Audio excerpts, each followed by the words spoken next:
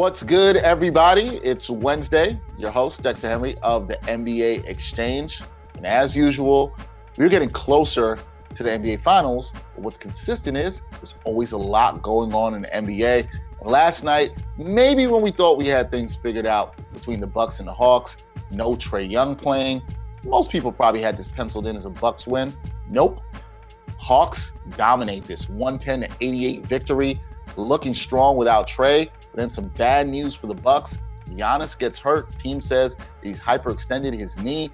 They'll have an MRI. That will be evaluated. Now this is a best 2 out of 3 series. 2 stars are hurt. Nobody knows what could happen here.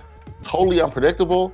And probably a little bit disappointing if you're the Bucks, because you should have got this done with the team's their best player not being there. Even before your best player were out, the Bucks came out flat. They've got to be disappointed. Haven't been consistent in this playoffs. But we're going to talk about all that. So much to talk about on this show. You know what time it is. It's Wednesday. That means NBA with Nuance is up next. NBA with Nuance time. It's Wednesday. It's hot in New York. You know, we got takes about how hot the weather is, but we don't do hot takes on this portion of the show, on this edition, the Wednesday edition. But you know who joins me for this is my man, Jarod Hector. You see him on True Hoop. Also the host of the 7 Footers podcast. Jarod, it is sweltering in New York. Feels like it's over 100 degrees. So I feel like you got to have some sort of hot takes. Any hot takes about the weather? No, it is hot girl, hot boy, hot person, hot animals, hot everyone summer. That's my only hot take I got. Otherwise, we're going to use some nuance. There's a lot of things happening in this NBA season right now. Postseason, injuries, woo. We got to break it all down. Got to break it all down. All right, let's start here. Talked about this on the previous episode with my man Deontay Prince. This was before Chauncey Billups was introduced yesterday or Tuesday as head coach of the Portland Trail Blazers. Obviously, if you've been under rock, there's been a lot going on around that because some people thought it was not a good hire because of the sexual assault allegations around Chauncey Billups in 1997 when he was a member of the Boston Celtics. And now he is head coach of the Portland Trail Blazers. Now, he at the press conference, which I'm sure you looked at some and read about Jarod yesterday, obviously he was asked questions about this. The first thing I will ask to you as we try to delve into this with some nuance is, how do you think the Trailblazers and Billups handled this press conference in talking about what went on? Because they knew this was going to come up. Do you think they handled this the right way? They did answer some questions. How do you think they handled this press conference? I thought Chauncey handled it okay. I thought the Blazers PR handled it terribly. Look, there is, in this world, we are all allowed not to be judged by our worst moments, right? Because if we did judge everyone by their worst moments, this world is full of all awful people, right? Like, that's just the reality of every one of us. If you look at our worst moment and judge us by that, it's not a good look for anybody, right? But you are, in fact, allowed to pay your penance, atone for whatever the thing you did was.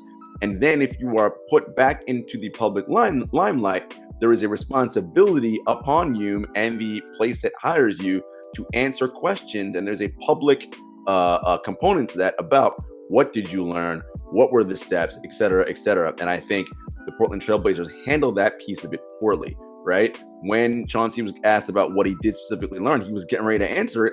And then GM Neil Olshey makes a little eye move to the PR people and they shut it down. Hi, Jason Quick with The Athletic. You said the 1997 incident shaped you in unbelievable ways. Can you maybe elaborate on that and how it helped shape you? Jason, we appreciate your question. We've addressed this. It's been asked and answered. So happy to move on to the next question. I mean, that's poor all around. And it isn't just about, you gave him this, he got this job and it should have been Becky Hammond. It has nothing to do with Becky Hammond. It's the way in which Neil and the Blazers talked about this, which they didn't handle it correctly, right? Neil obviously wanted Chauncey, didn't care. This is what we're going to do. But hey, man, you said that there was some vetting going on as a process. What was the process, right? Like that is information the public and your fans are entitled to know because of the nature of this particular person. Yeah, I absolutely think that is something that was fair to ask. I always think it's fair to ask when people say, hey, I've rehabilitated, I've learned from this. It's like, all right, man, so what are these steps? How have you done this? And it's definitely fair when we're looking at the vetting process, how that actually is done. I too was absolutely, I just want to say for the record, absolutely disappointed in how the Blazers handled this. Chauncey seemed like he was going to answer the question. I was very interested to hear what exactly he learned, how exactly he learned this, without obviously talking about all the details and the possible potential victim that could have been involved in this. But for the Blazers to shut that down, not a good look. And I think a lot of people are not going to be happy about this.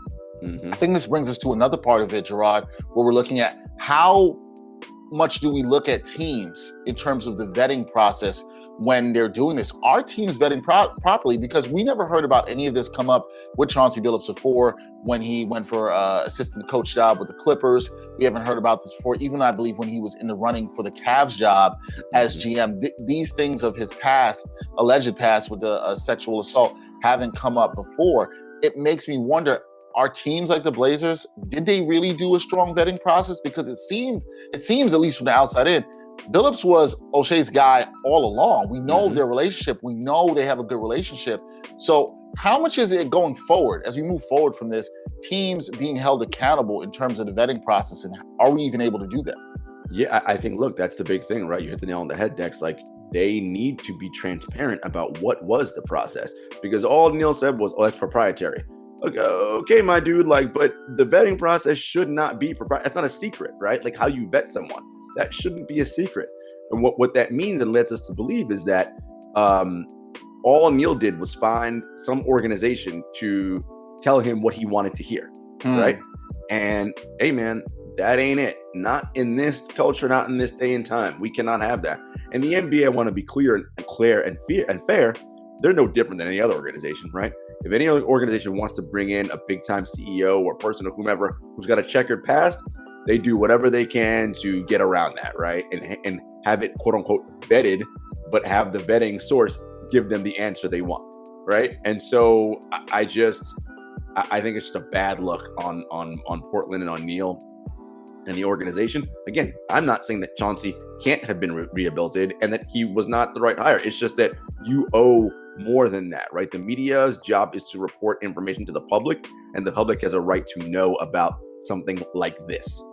I agree. And as I said before, they're absolutely fair questions that deserve to be answered. And too often in these sports press conferences, we get folks running away from these questions or shutting down these questions like we saw yesterday. And I don't think it's right, especially, I want to be clear, if there were victims involved in this, because it's even further disrespectful to them if that is part of the truth and for them there. And I think that's something we should consider, especially a lot of these men that are in these positions in front offices or in coaching. Now, Damian Lillard, star point guard for the Portland Trail Blazers, he kind of got caught up in this on Twitter where people were saying, hey, you're to blame because he said to The Athletic that he liked Billups and also Jason Kidd as a potential head coaching hire.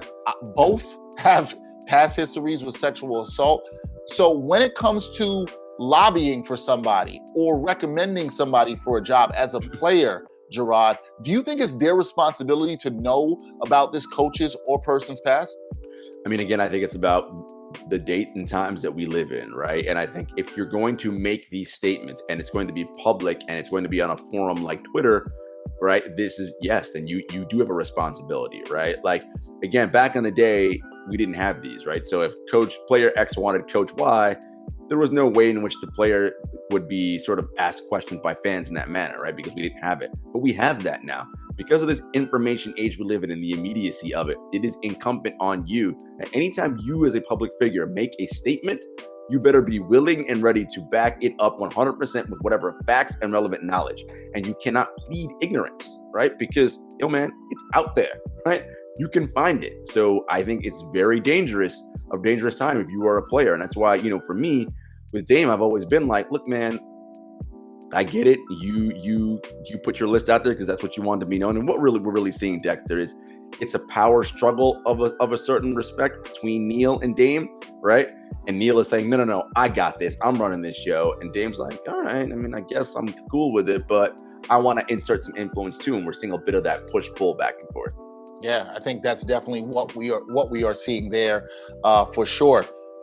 Talking about players, there's also the reports about Dame maybe not being happy, possibly wanting out of there. We don't know what that's going, but a report came out yesterday in the Sporting News surrounding Donovan Mitchell and how he might not be totally happy with his time with the Jazz. Didn't like how things were handled around his ankle injury before their series with Memphis in the first round this year. And we've also heard some other things about the team not being happy, how certain players getting preferential treatment, potentially Rudy Gobert in organization, and how that's been handled.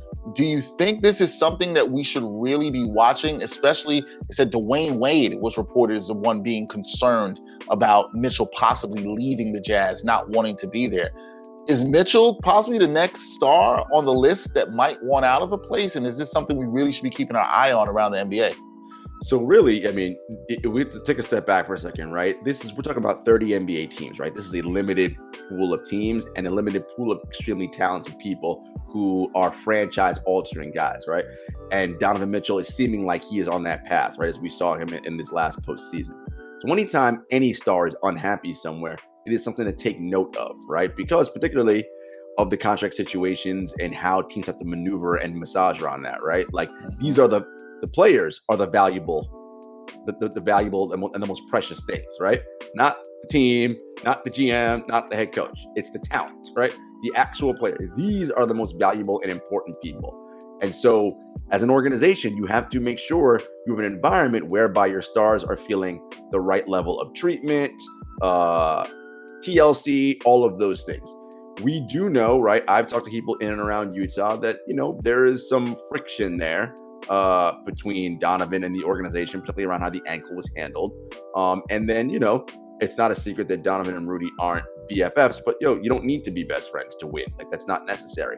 But if Donovan feels as though their organization is treating Rudy in a way that is either detrimental to him or the team, that is something to be concerned about, right? And I think that's a fair thing to wonder. And if Dwayne Wade's coming out and saying that, where there's smoke, there's fire, but it's also, as we know, Dexter, these stories don't leak or come out, and Dwayne Wade's not a source just by accident, right?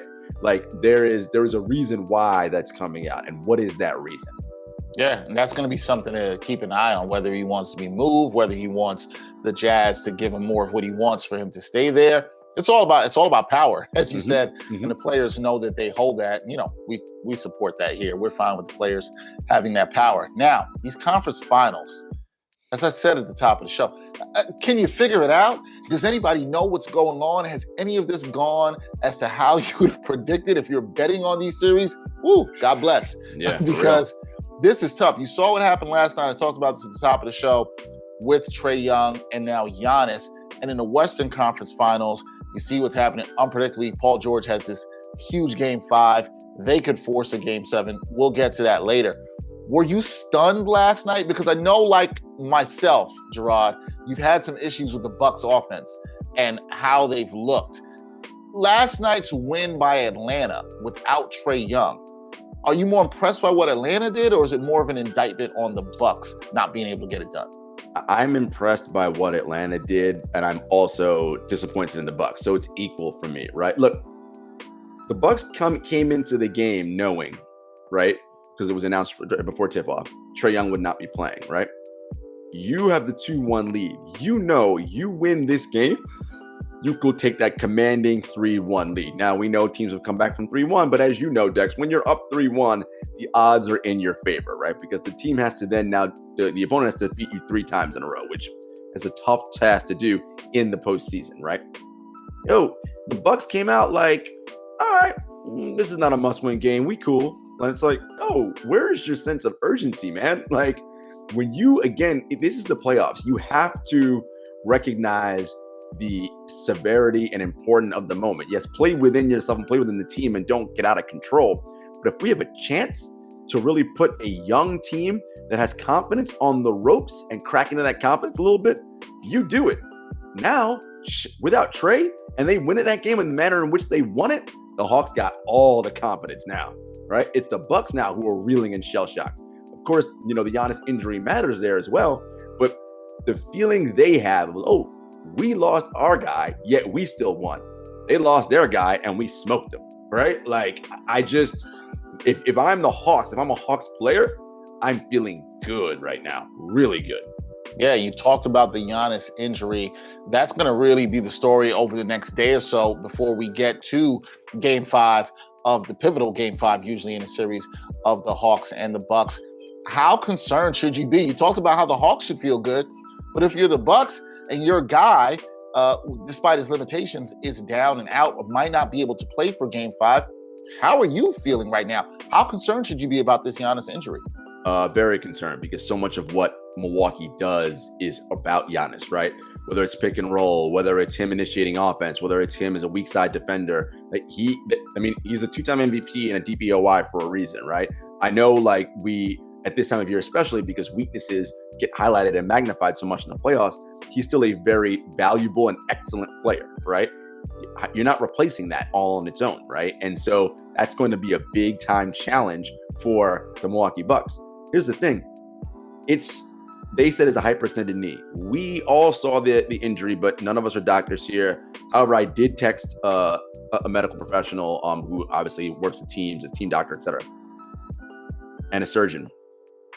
Even if the imaging comes back clear, if the MRI, whatever, you got to see what the swelling situation is. It's likely he's got a bone bruise, right? Like the odds of, and it's pain management, all that. Giannis is tough. We know that. But the odds of him playing Game 5 and playing effectively, probably not very high, right? So that puts you in a bind. And if you're a Bucks fan, we say necessity is the mother of invention, right?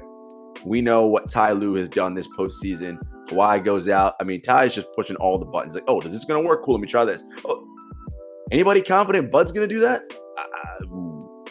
He should, but I don't think anyone feels confident that is an opportunity for him to be like, okay, let me do what needs to be done here so we can get this win. I think the Bucks are in trouble. I really do. Look, the Trae Young injury, of course, matters, but if you are a Milwaukee Bucks fan, you do not feel great going into Game 5.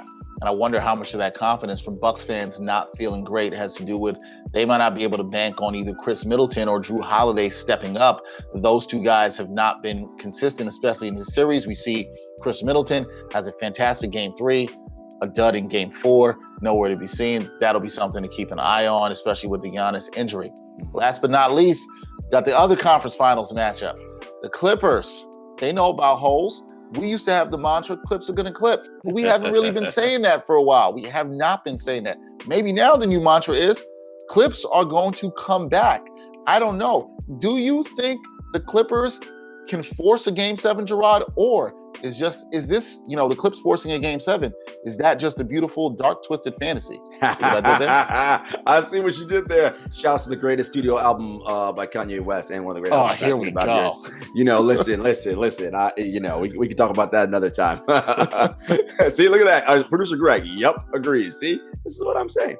Okay, look, here's the thing. The Suns better win Game 6. I understand Game 7 is at home, but man,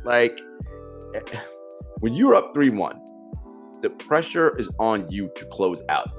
When you don't close out Game 5 on your home floor, it starts ratcheting it up.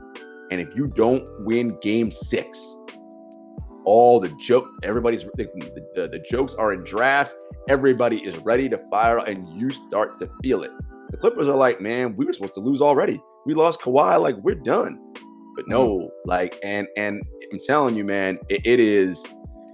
Whoo! The Clippers can definitely force a Game 7. And if they do, again, even though I know it's at home, look, we just saw the Brooklyn Nets lose Game 7 on their home floor. The Sixers lost Game 7 on their home floor. Home court in Game 7 doesn't guarantee you anything. By definition, Game 7 is a toss-up, right? Because both teams are evenly matched, which means anything can happen. And yeah, man, I don't like what I'm seeing out of the Suns right now, Dex. That beautiful offense and ball movement they had in the first couple games, non-existent the last few, and I don't like it. We saw the stat out there about how the offensive rating was 12 points higher when Chris Paul did not play games 1 and 2. And it's so easy to be like, Chris Paul's the reason. And look, I think some of it is the way that Ty Lue, again, got to give Ty Lue his props, pushing the right buttons and the type of coverages he's playing with the switch, right? Guys think they have a mismatch on the Suns, and they really don't. And it's forcing them into going one-on-one when they need to get that ball pinging and moving around. And shouts to the Clippers, they're limiting. They're saying, okay, we'll let this be a Devin Booker and Chris Paul going one-on-one with their man show. But Crowder, Mikal Bridges, DeAndre Ayton, y'all ain't doing nothing. We're not letting you guys get the ball at all. and you're seeing it. That's causing problems for Phoenix. Yeah, I think just a few days ago, a lot of people thought we were headed to a Bucks-Suns finals. Who knows right now? Nobody's running away with any of that. That's another My Beautiful Dark Twisted Fantasy reference there for those that don't get it, because Jarod loves that album. Run away fast as you can. Listen, man, that album. Listen, Kanye decided, all right, here we go. I'm going to have a superstar rap and music camp in Hawaii and bring literally every important and major person. I'm going to put them all together, and I'm going to show you, I could flow. I'm going to put together the most well-produced thing you've ever seen in your life, right?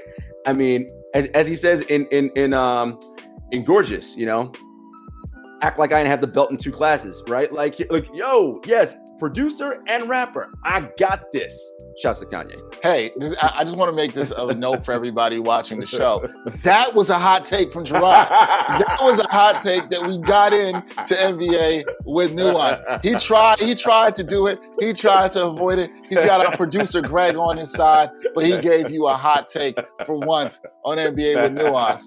Jarod, as usual, it's a pleasure. We'll see how the rest of these conference finals go, and next week we'll be talking NBA finals. Yes, sir. We'll see who's there. I mean, look, it could be Hawks Clippers for all we know. I mean, could be. It could be. We'll see y'all next week for NBA with Nuance.